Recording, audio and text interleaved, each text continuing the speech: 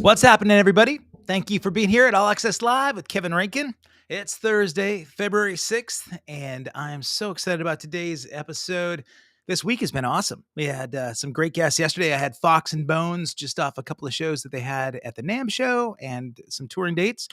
And tomorrow, I've got a great episode with 2024 Adult Video News Hall of Fame award-winning Nikki Dial. But today's guest is going to be brought to you by an amazing sponsor. I've got 5 Star Guitars bringing you this episode. 5 Star Guitars is based in Beaverton, Oregon. And if you're a guitarist and you want to play or get accessories, get repairs done, maybe you want to take lessons or just buy a new rig, if you go to 5starguitars.com and use the promo code when you check out of All Access Live, you're going to save 15% off of everything you see in that shopping cart. And if you're outside of Oregon, you might be pleasantly surprised that there's no sales tax in Oregon. So saving a ton of dough, and you're helping a sponsor that has helped me. Also, if you want to do me a favor and you came here anywhere other than YouTube, do me a favor, go to the link below, go to youtube.com/@accesskevin. There, you will find well over 300 episodes of amazing guests. I've had phenomenal interviews with people like Tawny Katane and Rudy Sarzo, and like Eddie Van Halen's guitar tech. So many amazing guests. And you'll also, if you subscribe, be notified about upcoming guests, and you have an opportunity to become a member. So members get exclusive access to certain episodes that are not privy to the public.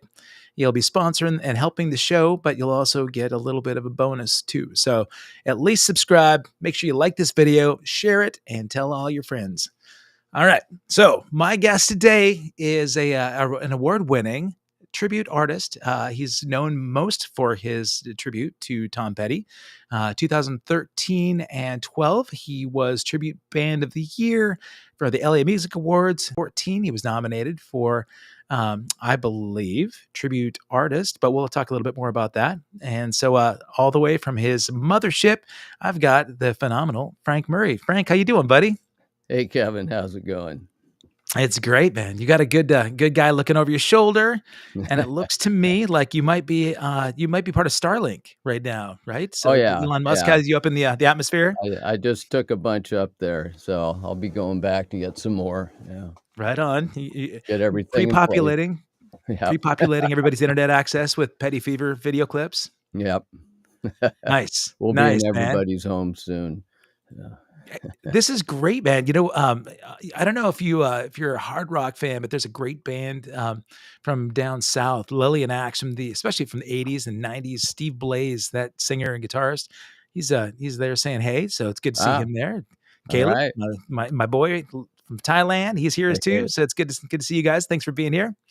And man, Frank Murray, last time I saw you, we were outside the ultimate NAMM jam at the Anaheim Convention Center, and we were doing a lot of people watching, got all sorts of characters at that event. Had a couple of hours of debaucherous conversation, right? Yeah, so, how was NAMM for you? NAMM was good. It's always a little different, but I got to see people I haven't seen in a long time, which is typically how NAMM works, and got to see all kinds of new toys. And, that's one of my main priorities, to see all the new gear that comes out. But it's also a great networking tool for me. And I've just been going to NAMM since the late 80s. And, really? So I have friends I only see once a year down there at NAMM, or so. If you've been going since the late 80s, you've probably seen a change in what the NAMM show represents, right? But you've also got, man, you probably have a whole episode's worth of stories just from NAMM itself. Oh yeah, I've got some stories. All right, I'm sure. Did you perform down this year? Yeah, I performed a little bit, like the pre-NAMM show party, rooftop party, Ronnie Lee's thing at the 5th rooftop. I don't know what it's called, but I was up there and did a little set with Tommy Two-Tone, and that's right, man. And we played some stuff we shouldn't have played, the typical type of thing. Do you have to fall apart? Some of it was good, and some of it we were hoping the videos didn't show up anywhere. Oh, no, man, yeah. How much of that had to do, with some cocktails? Uh, I'd say 90%. Okay, yeah, that's usually the case. I mean, honestly, that was NAMM for me for the first several years that I went was, it was more about, yeah, networking, but it was the party, Oh, and yeah. for me anymore, man, it's great to be able to remember those contacts that I made the night before, so I it's, think the mid '90s to the mid 2000s were I think the heyday of NAMM parties. yeah. I was working the NAMM show back then. I worked All for a right. company called Carver, Oh, and yeah, of we course. had a booth there, and we were part of a bigger company called Phoenix Gold, and anyway, so I was many things, and I was the artist relations guy too. So I'd be hanging out with a lot of people and end up at the top floor of the Hilton many nights. And I had a booth demand the next day. So if you Oh, can imagine yikes. how that works. Yeah, the funny thing is if you were bleak the next day, so was pretty much everybody else, right? So we're Oh all yeah, we were all on the same plane. So but you get these guys, these engineers, usually spies from other companies that would come in first thing and just start grilling you on your products. And I'm just looking at them with a blank face. It's like, I don't know what's going on. just paste. Well, so with working with Carver, and you mentioned doing artist relations. So, did you have a lot of artists that represented Carver come in, and did you have sort of some hand holding to do, or just sort of making Uh, appearances to? Yeah, it's a really long story, but so Carver was an amplifier company, Mhm.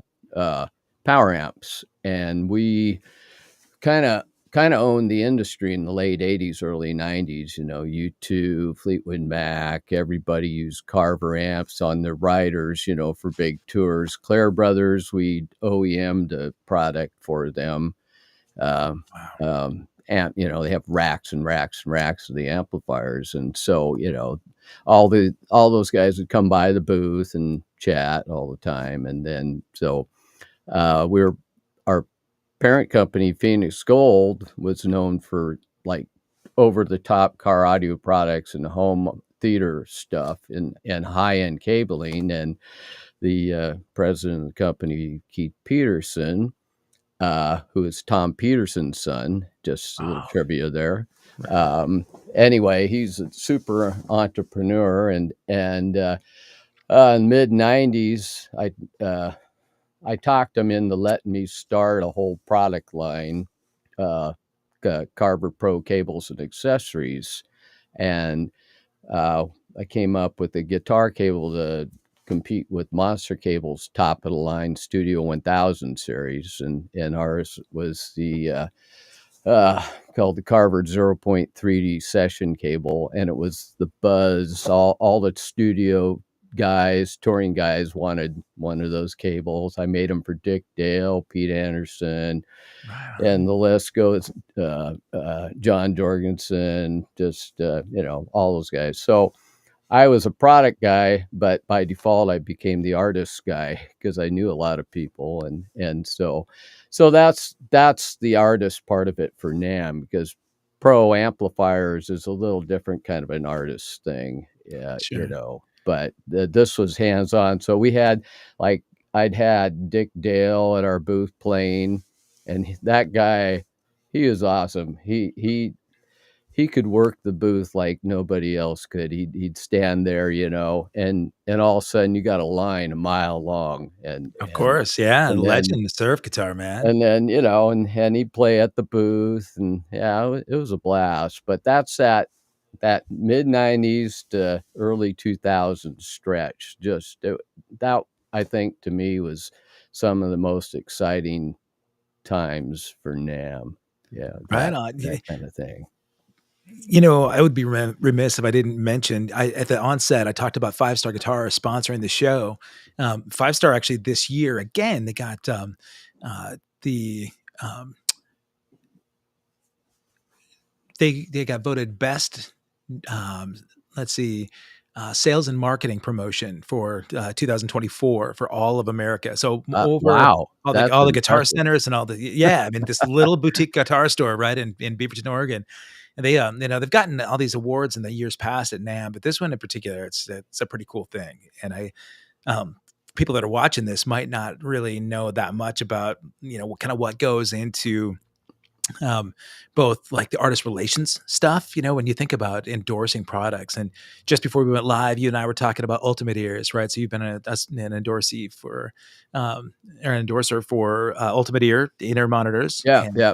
I Got got my my stuff ears right fitted there. here. Right on. Yeah.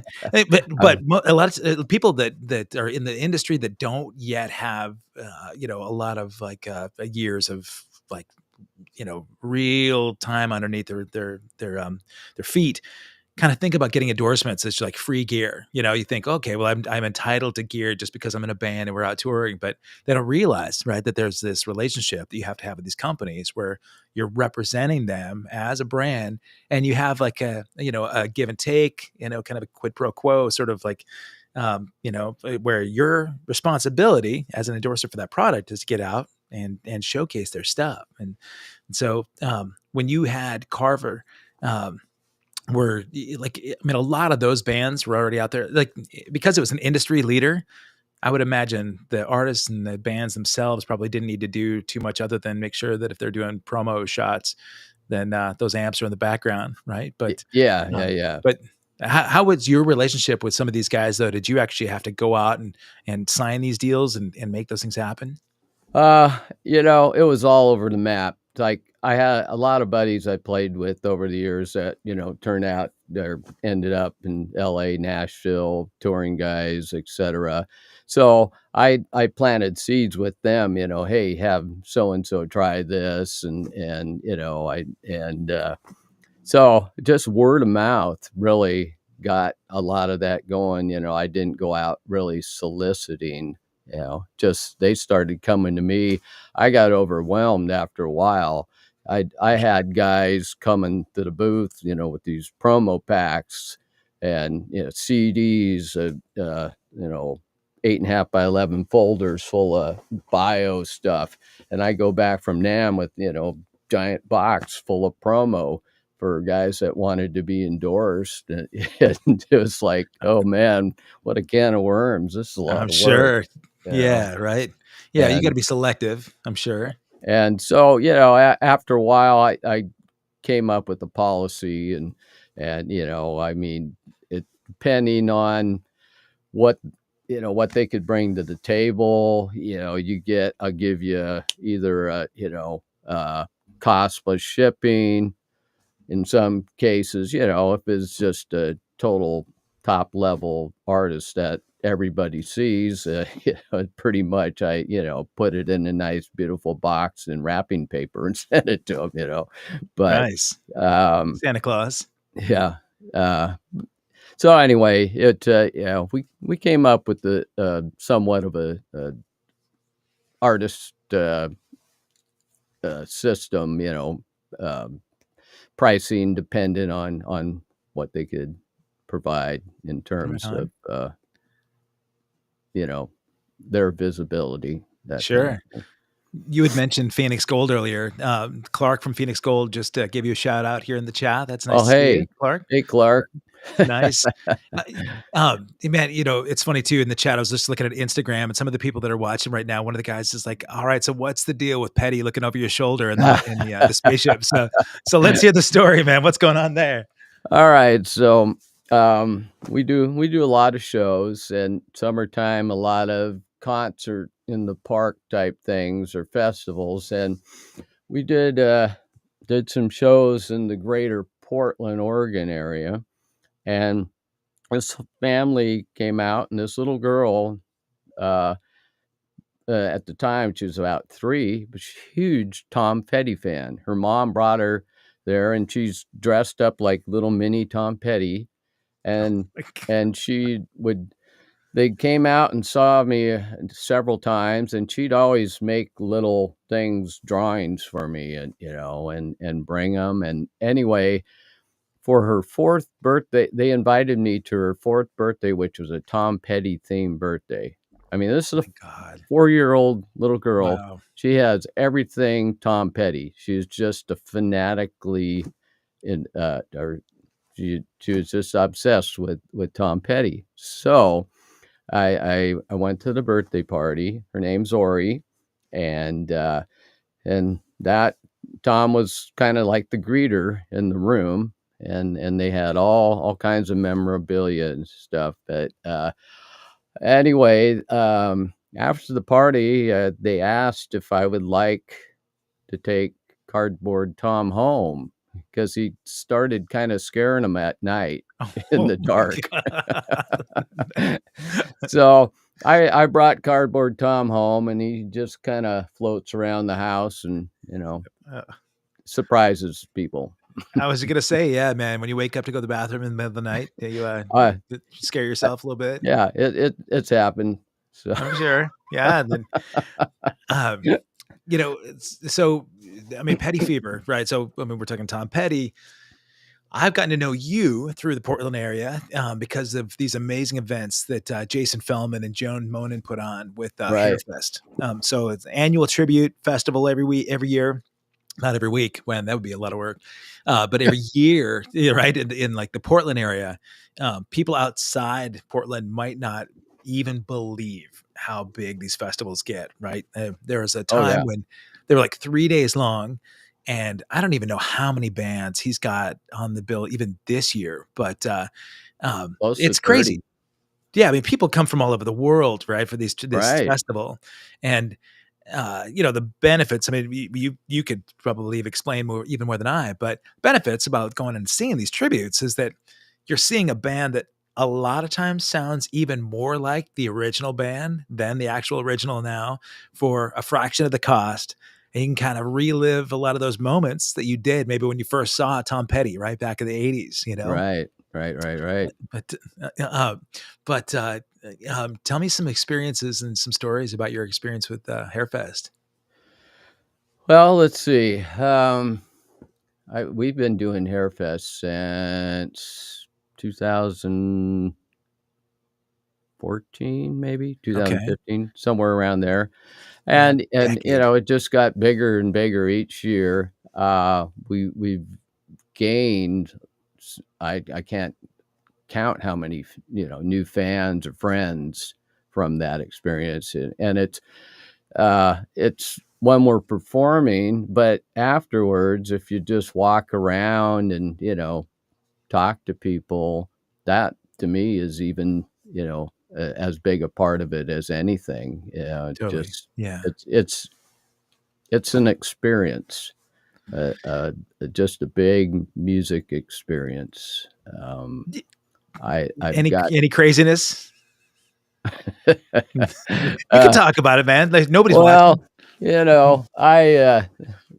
There's a reason I don't drink anymore. So. Oh yeah. All right. Well, here's to that. Here's to remembering where you were the night before. Yeah. I would say, in the first few times at Hairfest were an adventure, Yeah. Well, in your case, I mean, because your gigs are sort of set up as a tribute, every time you step on stage, it's a party, right? I mean, you're really a celebration of that music. And it's not even like, there's a debate or a conversation a lot of times from people that are watching bands that they'll mistakenly call what you do a cover band. Right. I mean, the difference between cover band and tribute band is vastly different. Right. We've seen a million bands in bars that are playing. They might do, like Last Dance of Mary Jane, but what you do is so much more. I mean, you're really celebrating not only the whole catalog of Petty from the beginning to current stuff, but you've got the whole aesthetic, obviously. I mean, look at you, right? Like, I would love to have found a picture of you 30 years ago. What did Frank Murray look like back in the day? Did you look Petty even then? I looked like Petty in grade school. Okay.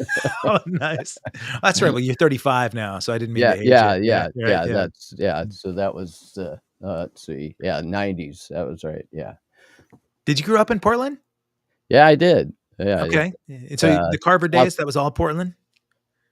yeah, yeah. Okay. The factory was in, North Portland, right by the St. John's Bridge, big Ah, 260,000 square foot wow. facility.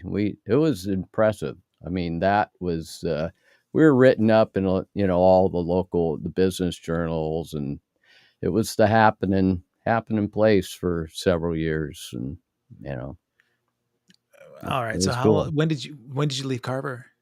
Well, I didn't necessarily leave, it left us. Okay, alright. Yeah, in 2008, 2009, when all hell broke loose in the housing industry, we had several brands of products besides Carver, Phoenix Gold, we had Audiosaurs and, some other brands, but we had a lot of eggs in the custom home audio basket. And when houses weren't selling, we were sitting on millions of dollars of inventory, and the company imploded pretty much. Oh, man. And that's when I started Petty Fever. Really? I got an offer to go work for JBL with one of our guys that ended up down there, and which I'm glad I didn't do because they shut that division down. But anyway, I decided just to focus on music for once in my life. I mean, I always focused on music, but I just wanted to make that my main thing. And so that's when Petty Fever started. It was just kind of a one-off, really. We were just going to open for somebody, the Rolling Tones, at Okay. the Andy Venetian Madsen's band? Theater. Yeah, at the Alright. Venetian Theater in Hillsborough, 2009, and and the guys in a band now. We had a little classic rock thing called the Cat Jugglers that we performed, local bars, clubs, etc., for A cover several band. years. Cover band, that's what you Yeah, call it. And yeah. off and on, and we knew. I've always known a lot of Petty songs, and so we had. Uh, and I also had a couple agents that kept insisting I do a Tom Petty tribute back in the '90s and such, and I just at the time would laugh at him. Anyway, so back to that, the Venetian. Uh, some of the guys in our band played in the Rolling Tones, and Okay. they said, "Hey, you guys want to do a Tom Petty tribute and open up for the Rolling Tones?" So okay, so we put an hour together, did it. Everybody loved it, and I've been a marketing guy. That was my other hat I wore at Carver, and I have a degree and so I decided I wanted to make that my business, and so I put a little more time into working on it, and here we are today. Man, it's well refined.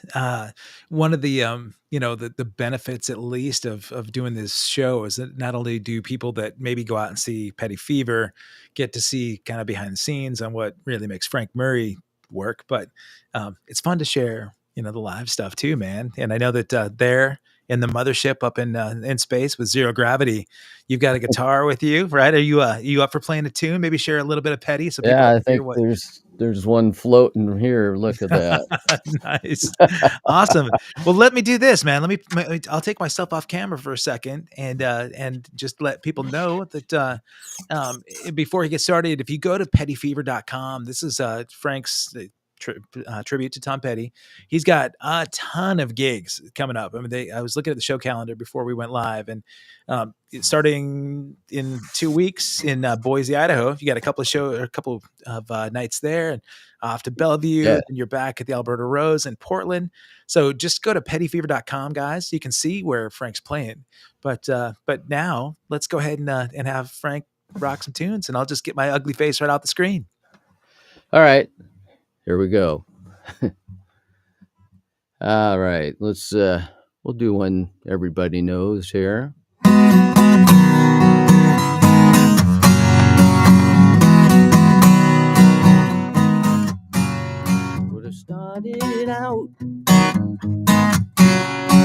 the dirty road. I started out all alone. The sun went down across the hill. The town lit up, the world got still. I'm learning to fly like a wing, coming down to the hardest thing. The good old days not return. The rocks might melt, the sea may burn. I'm learning to fly like a wing, coming down to the hardest thing.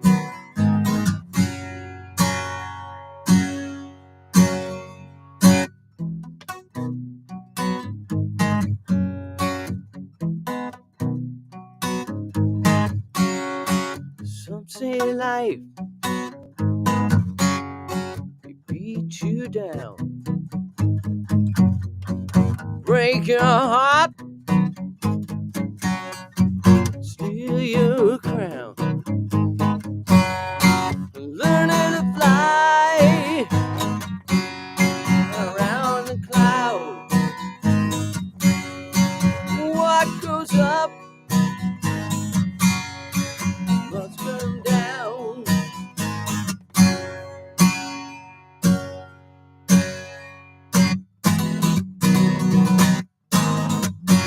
Hey!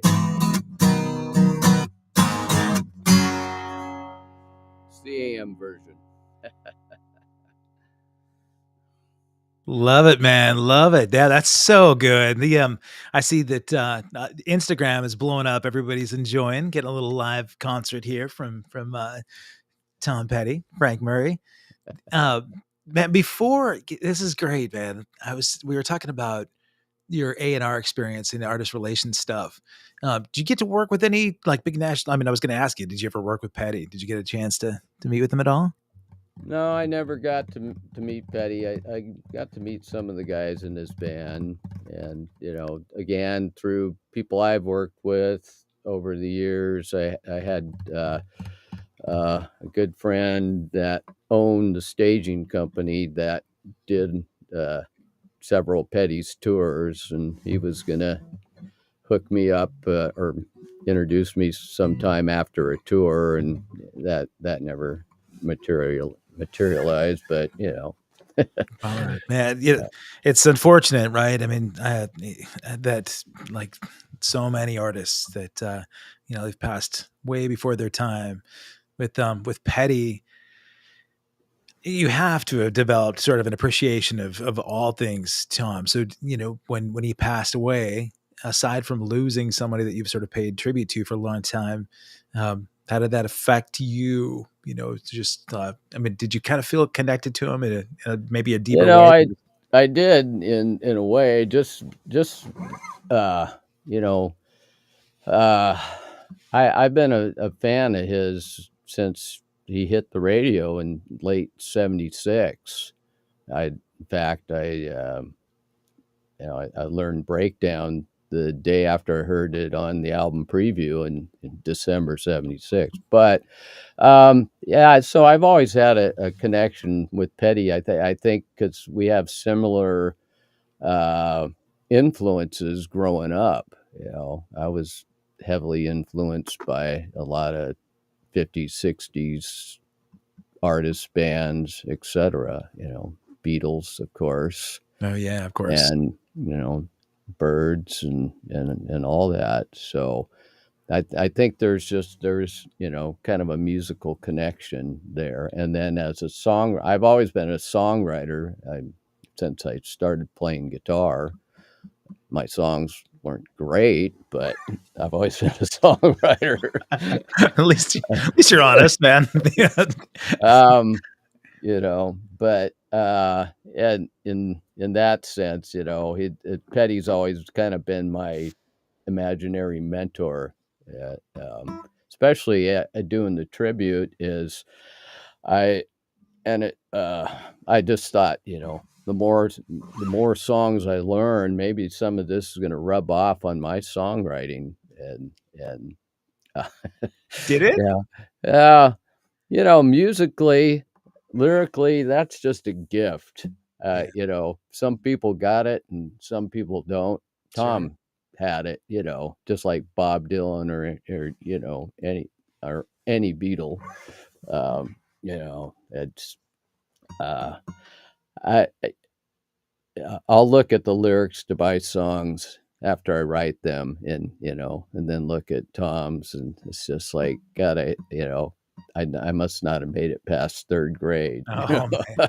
Well, I don't know enough about sort of his inspiration to know where he got some of his stuff. You talked about doing, the jam thing at the beginning of NAMM last weekend with Tommy Two Tone, Yeah, Tommy Heath, and so Tommy was on the show last week as well. And we talked about his influences, and a lot of his stuff he's mentioned came from poetry, right? So Bukowski was like a big influence on him, and you mentioned like musically Beatles, of course, but the I would imagine because of the storytelling aspect of Tom Petty's writing, he had to have been, inspired by some literature, that's out there. I from reading, I think he read a lot when he was younger, and you know, it just he obviously absorbed a lot of that. Yeah, So, and I was I've read a lot, but I was always more of a electronics tech guy, you know, tinkering, uh, sure. rather than reading or playing. You know, spent a lot of time in my bedroom practicing as a kid. So, Did you? Yeah. uh, I mean, you mentioned the breakdown was the first song you learned, but what do you feel like was Petty's masterpiece? oh boy, that's tough. You Yeah. know, because he's got a lot of masterpieces. Yeah, for I sure. mean, he's just brilliant songwriter. There's just no question about it. And I American Girl is Oh yeah, essentially a masterpiece. There's nothing you couldn't find anything wrong with that song. it's a I mean, you great can't tune. find anything wrong with any of the songs, but I mean that is just a well written song. Everything about it. Well, what's the one that gets everybody like going crazy at your shows? What do you finish with?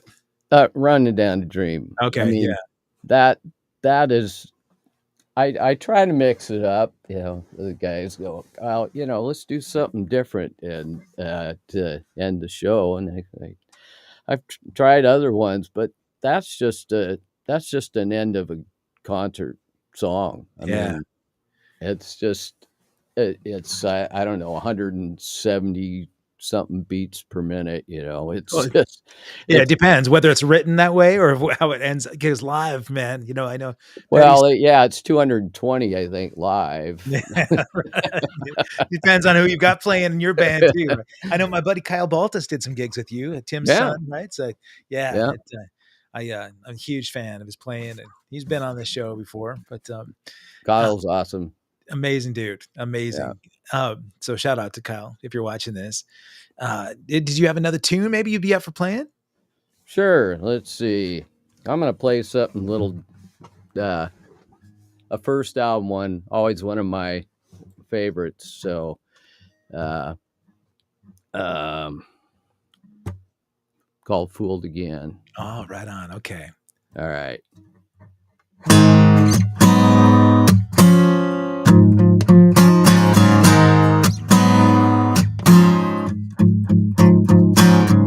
Strange voice on the telephone, telling me you better leave me alone. Why can't somebody say what's going on? Oh, I think I've been through this before.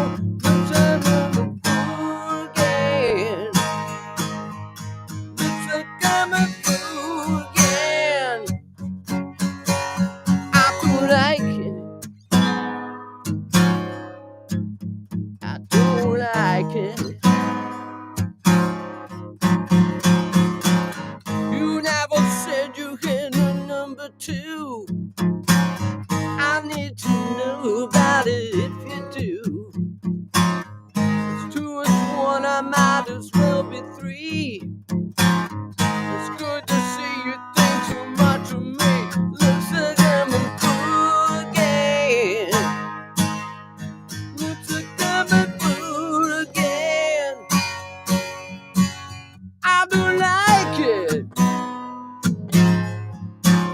I do like it.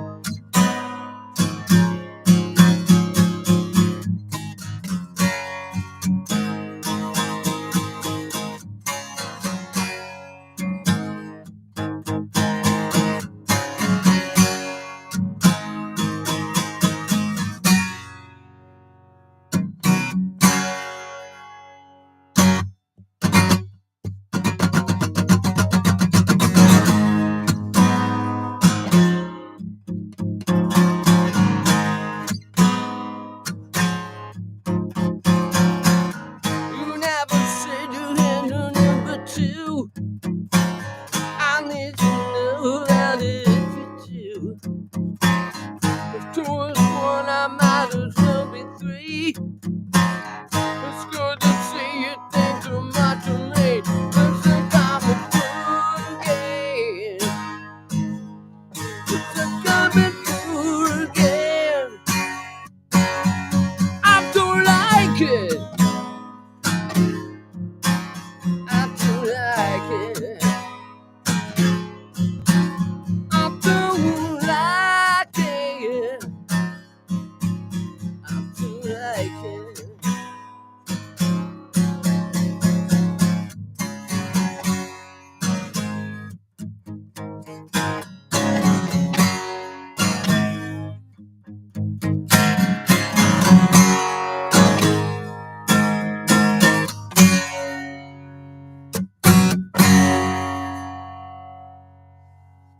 Right on, man. Yeah, hell yes, absolutely. The great thing is right now as you're rocking, some of your internet signal is flexing, so it looks like the mothership is actually pulsing right there out in the atmosphere. That's pretty awesome. Yeah, Um, gotta be careful. We don't want to cause a thunderstorm or something down on Earth. that's true, man. There's already enough crazy stuff happening down there on the surface. Yeah. Uh, God, man, we were talking a little bit about how you said that NAMM had been quite a chaotic time in the past, and it was a good thing you don't drink anymore. I was thinking about Petty. I remember that he had, when he struggled with like heroin addiction, that was a big thing for him, right? And I remember him. It was kind of a big deal that he went to rehab and got clean. It's like '99, I think, was like the year that he got clean, and Kind of in the Echo CD era.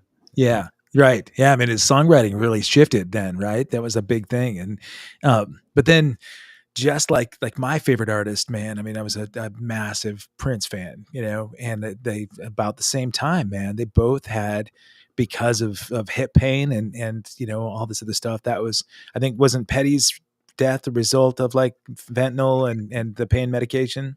Yeah, he was doing that whole 40th anniversary tour with the fractured hip, Right. and they, from what I read, they told him, just cancel the tour and get better, and he didn't want to do it. He was, I guess, very stubborn. Yeah.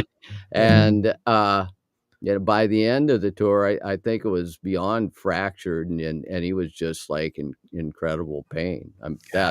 That's what I've read. I mean, I Right. don't really know, but and then I think he just combined too much stuff, and nobody was there at the time, just to get him where he needed to be on time, or Yeah. I It's mean, a track. Yeah, like I mean, it's unfortunate, right? That these guys that kick whatever kind of substance abuse issues they have, but the pain is so bad that even the stuff that's supposed to be sort of giving them any relief is the deadly cocktail, right? But I just I finished Storyteller, the Dave Grohl book recently. Have you read that one? not yet. Okay.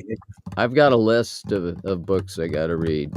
Well, the particular part of the book was Grohl, at the point where he came in, Stan Lynch, for whatever reason, wasn't playing with Petty, right? Oh, yeah. When Grohl he left, like Kurt Cobain dies, Nirvana is no more, and all of a sudden he gets this phone call, right, from Tom Petty saying, "Hey man, can you come and play with us?" And he had like this revelation, right, that he maybe was going to become a heartbreaker. And he's got his other thing with Foo Fighters. He's really considering that's his avenue, but he's like, how can I pass up? And Petty asked him to join, and he said it was the hardest thing ever on earth, right, to say, "Sorry, man, I got to go do my own thing." And it was, Yeah, well, he's doing pretty good. yeah, no regrets for sure, man. But what an opportunity, right? I mean, if you're gonna have to pass on a gig, that Heartbreakers is like one of the biggest gigs out there, Yeah, right? you've seen, I would assume the, Saturday Night Live, I think it was Honeybee with Oh Dave Grohl. my God, incredible. Well, that was it. That was the first thing, because yeah, he asked Dave Yeah, to come in and just play that yeah. particular show. And after it is when Petty was saying, "Hey man, would you like to come in and join the band?" But Oh, yeah, yeah. incredible, man. Yeah, just the vibe he brought to the table on when they played that. I mean, you could feel that through the video, you Yeah, know. right. Yeah, he revered Petty. You've got a fan out there, Nirvana from Portland. I met you at a show in December, and I gave you some of my Tom Petty Oh, art. yeah. Did you ever get to see him Hi, play live? Nirvana. Did So I see him? I saw Tom Petty at least 12 times. 12 times, no kidding. I Wow. saw his first tour in Portland in 70 July or July. They opened for the Ramones. Oh, really? What a pairing, man. But and Mink DeVille was the opener. Petty was in the middle, and the Ramones, and then I mean, Petty was awesome. I Yeah, mean that band then was visually a different band than they were like even in the 90s. sure. Petty was just a front man. I mean, Yeah, he was all over the stage, he'd get really? down on his knees. He just, he was just, he was like a Mick Jagger. I didn't realize he was that animated early on. Oh, he's super animated. Wow. Yeah. Wow. And well, is there a phase in the Petty Fever show where Frank Murray gets out there and does that Well, part of I Petty? I think I'm always more animated, you know. I can't hold still. Yeah. And have never been able to hold still my entire life. So, uh, Were you an yeah, ADHD kid? probably. Yeah. I don't want to find out either. Yeah, yeah. Well, you know what, man? I just did the test. Actually, I just because I felt like I know I'm ADD. I know that. There's nobody that Yeah. needs to tell me that, but it would be, I'd like to be able to at least, say, okay, it's the diagnosis is there, and then I can blame it on something, right? But, Well, but it, Skip Stone, he's in the chat. He said, "Wasn't that show at the Paramount?" yeah, that was the Okay, Paramount. right Yep. on. That's Yep. That was the one. And it man. was cheap. Yeah, Very, very affordable. I think I can't remember if that was Catch a Rising Star at the KGUN thing, but, yeah, it was ama lot of great shows back then. of course. Nirvana asked when I'd something about my first guitar or When something. you started playing guitar, Uh, well, it's shortly after the Beatles were on Ed Sullivan. okay, really? That was, life-changing moments. I can name them.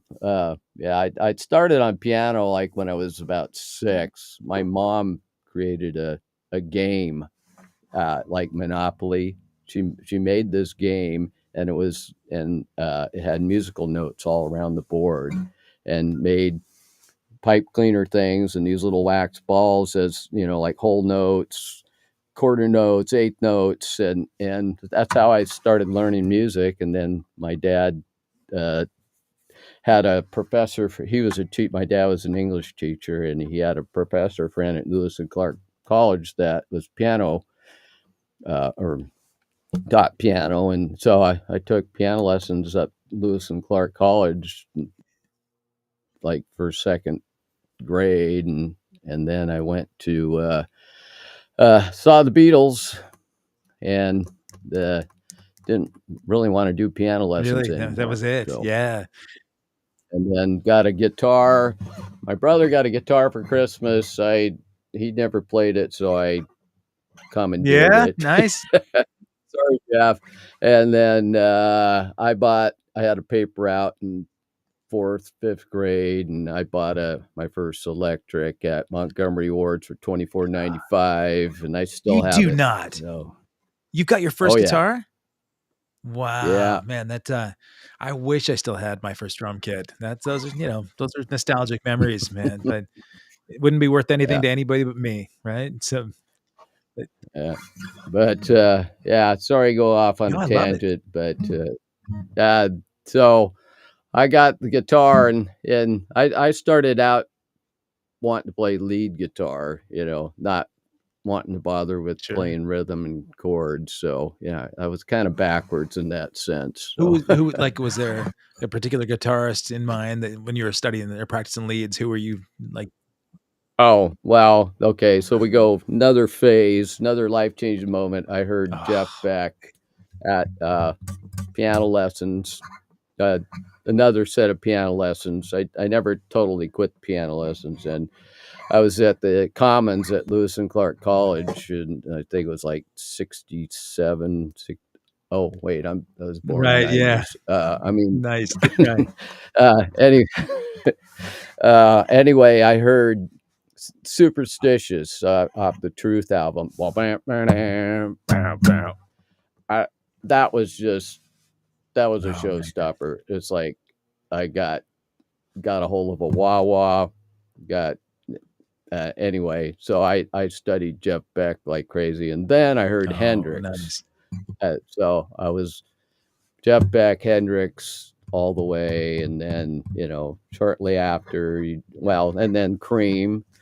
So all Yeah, those guys, I'm your typical blues rock yeah. guy in that That's man, sense. well, you couldn't have picked better influences for sure, but, you were talking about being a songwriter. I would imagine because Petty has been your identity really, like, for the last couple of decades, man, uh this show was sort of born out of the pandemic, right? We were hanging out, and the bands that I had been touring with, like my band was sitting at home, and the other guys in the Flock of Seagulls, we would do Facebook live conversations, and then people were chatting, and we were talking about how our identity, there was like an identity crisis. I mean, really, like the things that that what we did sort of defined who we were, and when we were stuck at home, a lot of that was stripped away, and you felt like the part of your, Yeah. persona was gone. And because Petty has been such a part of your persona for a long time, man, what's the other side of Frank Murray? Can you get outside of Petty and actually go out and be anybody else? But Yeah, I mean, I've done several eras yeah, of bands, and which were I like in the 80s, more in that power pop kind of style. I was in some pretty good bands. We Early 80s, a band called the oh man, Brats, and we had a song on the KJON album, You're So Cute, and they got played on the radio a lot. We got to do some openers for nationals, and we got even, so that was all sure, fun stuff. And so, it was total different type of a thing.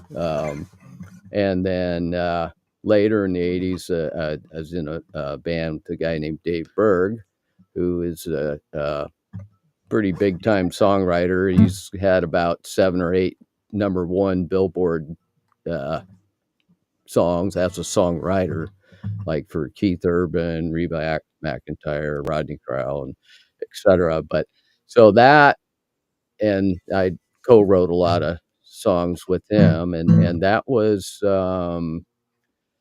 that was a whole different type of sure, style, but uh, there were always elements though of all that, root Beatle, harmonic type uh,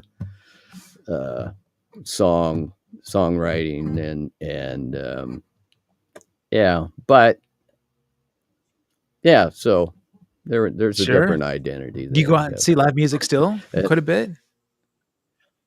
I try to, and I whenever I can, it just seems like I'm playing Well, more yeah, I mean, you're looking at myself. your calendar, you've got a lot of gigs, so I know that if you're traveling a bunch and you're gigging a bunch, the last thing you kinda wanna do on a night off is go and, catch a live band, but I wondered if Yeah, there's anybody that's on your radar that maybe kind of inspires you to wanna still get out and catch shows. there's oh god, I'm drawing a blank, Not Garden of but Eden. yeah, there yeah, there's several I want to go out and see. Uh, you know, do you know Oh my Larkin god, those Poe? girls are so badass. I, I I really want to So see good. Yeah, them. are they coming to Portland? Yeah, I Okay. haven't checked, but I missed them a couple times, and I really want to see them. And there's several others like Yeah. that just Like, I great mean, songwriting, killer hooks, and yeah, Larkin. they're just Right, great for sure, big time, musicians. yeah. You know. Yeah, man. Well, speaking of, great hooks, man, you feel like you got another one in you to play us out? Yeah, I think I Well got one. well, hey, before we do, hold on, I have a question for you. At the beginning of the show, we were talking about this week's guests, right? So I've got, like, across the board, the last couple of weeks have been the widest range of possible guests I could have, from Tom Petty tribute. We had like Tommy Tutone, of course, and a great original music yesterday with Fox and Bones.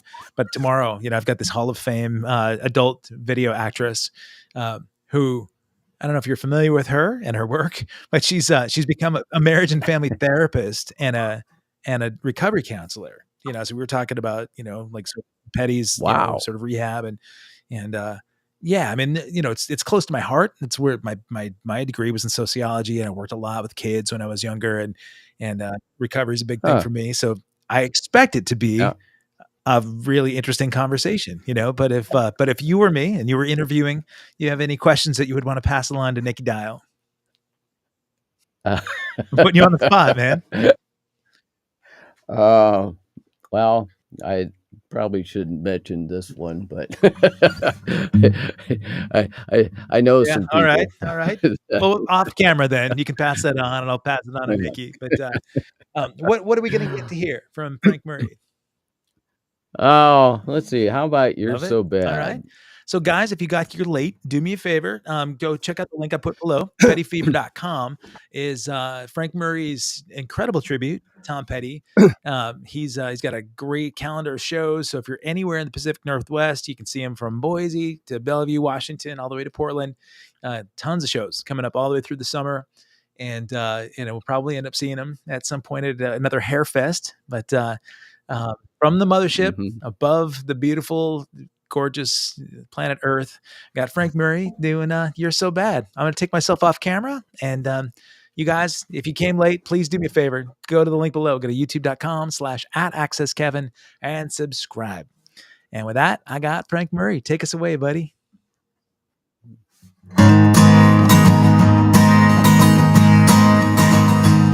My sister got lucky, married a yuppie, took him for all he was worth. Now she's a stringer, dating a singer. I can't decide which is worse, but not me, baby. I got you to save. Oh, you're so bad. Best thing I ever had in the world gone mad. You're so bad. My sister's ex-husband can't get no of it. Walks around dog facing her. Now he's got nothing, head in the feel, but I can't decide which is worse. But honey, baby, I got you to save me. Oh, you're so bad, the best thing ever had in the world, gone mad. You're so bad.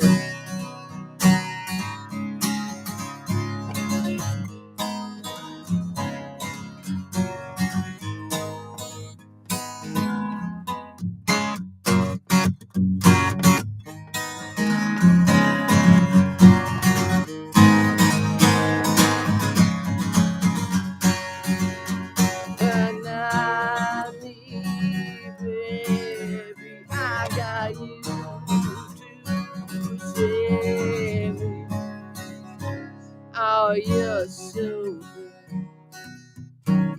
Best thing I ever had in the world, gone mad. You're so bad. Oh, you're so bad. The best thing I ever had in the world, gone mad. You're so bad.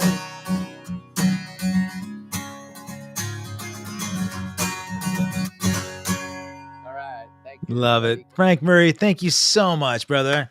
While you were in there, Jennifer Batten popped in on Instagram and she threw the little emoji with the heart eyes.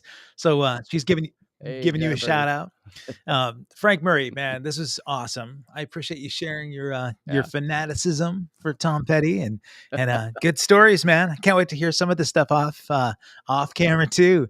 So, man, thank you guys again. If you guys came late, go check out pettyfever.com.